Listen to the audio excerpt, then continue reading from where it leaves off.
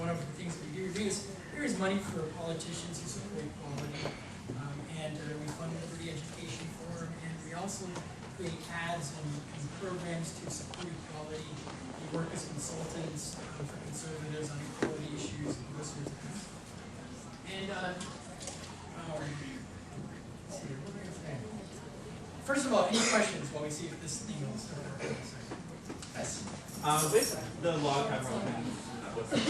With the log Republican success in the Don't Ask, Don't Tell case, and with public support overwhelmingly for banning not only that, or repealing not only that policy, but just support for gay rights in general, especially like you pointed out, among the masses of the Republican Party, what actions are you taking for the politicians who, the people who are actually in power to change these policies, being so vehemently against them? Like the filibuster just on Tuesday. What actions the law government is taking?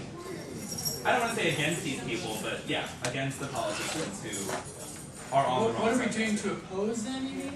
Yeah, like what actions are you taking to point out these people are... What actions you're taking against these people? They're so on the wrong side. We call them out. I mean, you'll see plenty of instances if you read the headlines of log cabin leadership asking for Republicans to recant unsupportive statements, getting the word out there, educating people on those anti-gay positions, promoting. Again, we invest by supporting financially those politicians who are going to be equality minded and not those who are not. Now locally, the Tampa Bay chapter, we have a policy of not endorsing any politician, ever. We don't endorse politicians. We advocate for equality, we educate. One recent thing that we did is we worked with Hillsborough County Commissioner on the issue of adopting a policy for Hillsborough County Commission employees that bar discrimination, employment discrimination based on sexual orientation and gender identity. And what we did was we basically put together statistics and positions, conservative arguments to support that kind of a measure, and then we reached out and we educated the commissioners. We lost by 1 vote, but I feel like we were able to garner some support there. So really, it's more of a matter of education and publicly opposing those sorts of statements and positions, and then supporting people who we think are fair. All right. Well, I'm gonna show you guys 2 quick clips here that are examples of some of the campaigns that we've done, the ad campaigns. If I can get this to work right. So here's one, and we don't hear anything.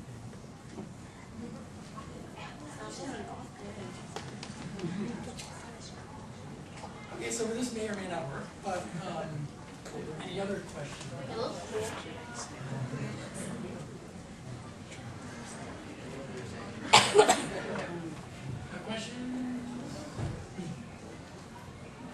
Alright, well, question. Yeah. One quick question for you. I know that the way that things are going recently with the gay rights movement, that Republicans are beginning to warm up to the idea of gay rights and all the associated policies and whatever kinds of things going on. What do you see going on in the actual Republican machine? Are there senators or House members really starting to warm up to the idea? Because I always get the feeling that the National Party is kind of saying, no, we don't want to do this, but there's still some members within the Republican Party that do actually want to, see Don't Ask, Don't Tell repealed, maybe not gay marriage, but some kind of civil unions bill, those kinds of things. Oh yeah, absolutely. Well, first thing is more openly gay conservatives are running for office. For example, in South Florida, the Tea Party backed a transgender Republican because she ran on the issue of fiscal responsibility. They don't care what her orientation is when she's transgender, they care about her philosophy of government. We're seeing more gay conservatives nationwide coming out, openly running as gay and conservative, and being successful. So there's a movement there in that area. I think that what we're going to see is really just that.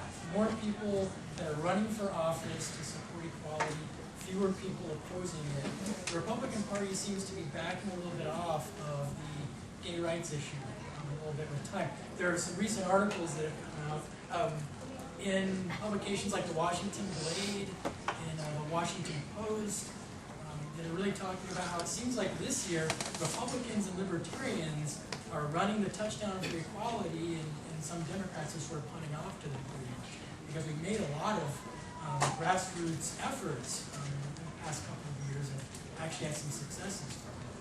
So I think we're just seeing more people that are running on a platform of equality. If you go to Log Cabin's website, the national website, logcabin.org, you'll see on the left-hand side recent news and statements from Log Cabin.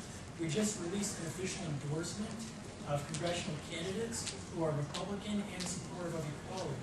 So go check out that list and then research those politicians, and you'll be able to see what their positions are on gay rights issues, and we're getting increasing support from them.